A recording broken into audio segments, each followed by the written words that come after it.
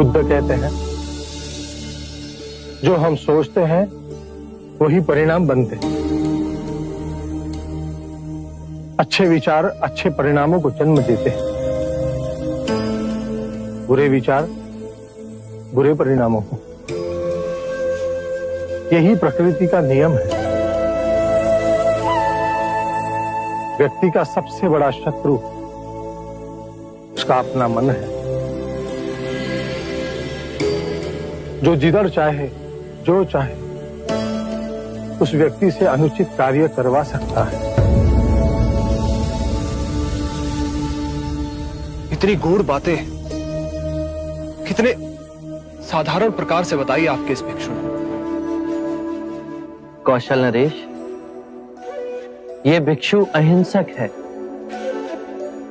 दीक्षा से पूर्व लोग इन्हें ही अंगुलीमाल कहते थे।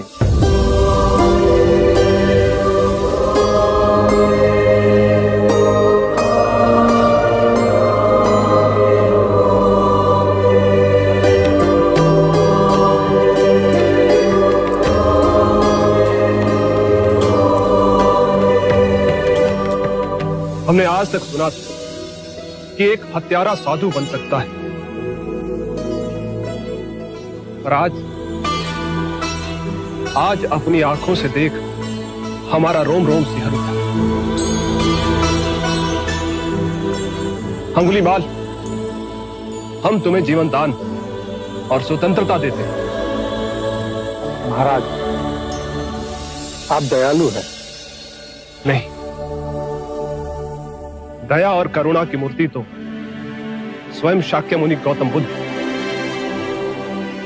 मानवता के इतिहास में अपराधियों को दंड दे उन्हें सुधारने का प्रयत्न तो किया गया, पर अपराधी के हृदय में ये क्रांति केवल गौतम बुद्ध ही ला सकते। बुद्ध जल्दी चाहिए, नहीं तो अनर्थ हो जाएगा। अहिंसक को लोग मार रहे हैं।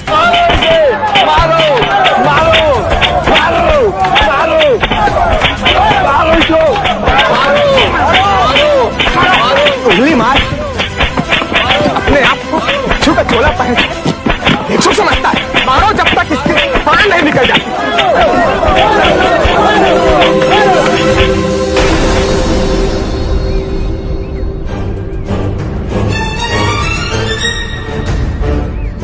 बुद्ध, क्यों इस हत्यारे अंगुलीमाल की रक्षा कर रहे हो? कितने लोगों की जाने ली है इसने? अब ये अंगुलीमाल नहीं, इसका नाम अहिंसक है। आप ही की तरह एक मानव। ऐसा आदमी कभी नहीं बदल सकता। सही बात। ये बदल चुका है, बस आप सब इसे अपनी पुरानी दृष्टि से देख रहे हैं। यदि ये अंगुलीमाल होता तो क्या आप में से किसी में भी इतना साहस या बल होता कि आप इसे एक उंगली भी लगा सकते? ये आपका वार खाता रहा, क्या इसने आप पर पलटकर वार किया? क्या ये परिवर्तन आपको नहीं दिखा? आज इसने अपना लहू बहा, अपने सारे बुरे कृत्यों को धो डाला। आपके प्रत्येक वार को प्रेम से स्वीकार किया, परंतु अपने मन में क्रोध और प्रतिशोध की भावना को नहीं जागने दी।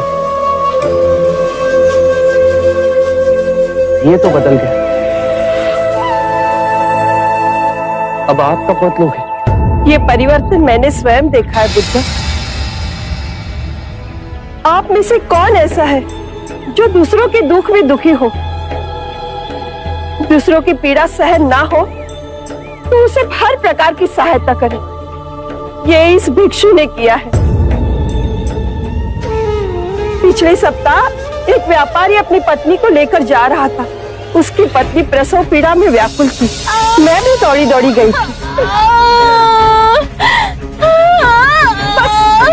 बस पुत्री, थोड़ी देर और, तुम साहस मत छोड़ना। बस थोड़ा सब्र कर।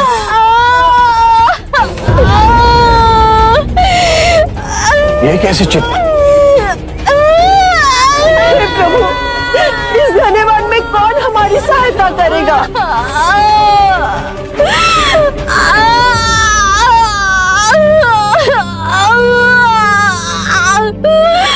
हुआ बहन? इस स्त्री को प्रसव पीड़ा उठी है और इस घने वन में हम कुछ भी नहीं कर पा रहे। कब तक ये कष्ट भोगेगी? कहीं इसके और इसके बच्चे के प्राण न चले जाए। ऐसा नहीं होगा। मैं स्वयं अपने गुरु के पास जाऊंगा, तो अवश्य मार्ग बताएंगे। शीघ्र ही आइए। व्यथित हो अहिंसक मेरे समक्ष आए और मेरे पैरों में गिरकर रोने लगा। शक्यमुनि, एक स्त्री गहन प्रसव पीड़ा में, उन्हें कुछ हो गया तो आप ही कुछ ऐसा मार्ग बताइए जिससे मैं उन दोनों की रक्षा कर सकूं। दौड़ के जाओ और उससे कहो, बहन, जिस दिन से मेरा जन्म हुआ है मैंने जानबूझकर किसी भी प्राणी को कष्ट नहीं पहुंचाया, हानि नहीं पहुंचाई। मेरे सत्कर्म तुम्हारा सुरक्षा कवच बने, आपकी और आपके शिशु की रक्षा करें। ये तो झूठ होगा प्रभु।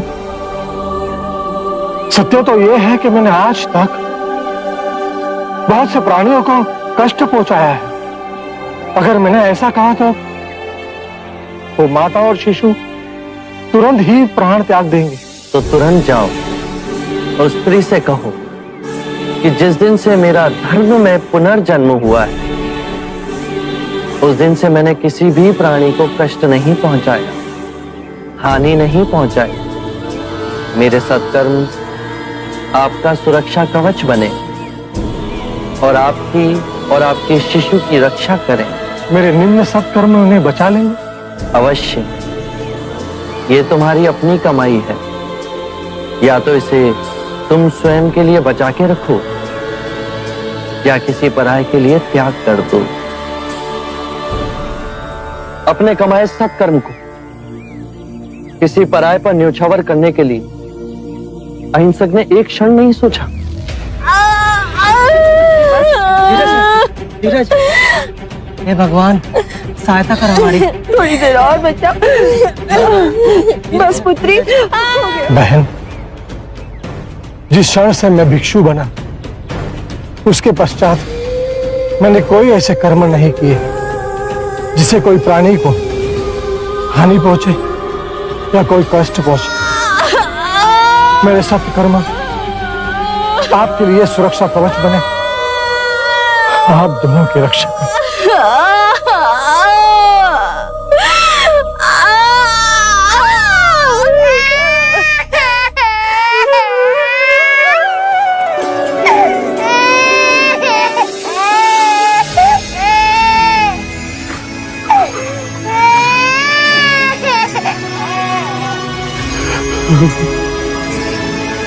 दूसरों के दुख से दुखी होने वाला किसी को क्या दुख दे सकता है? यदि ये मन का सच्चा न होता तो वो स्त्री कब के अपने प्राण त्याग चुकी होती। इन्हें मत रोकिए बुद्ध, मारने दीजिए। तब तक मारने दीजिए जब तक कि इनके मन का क्रोध शांत न हो जाए। कर्म और गुणों के भंडार हो तुम।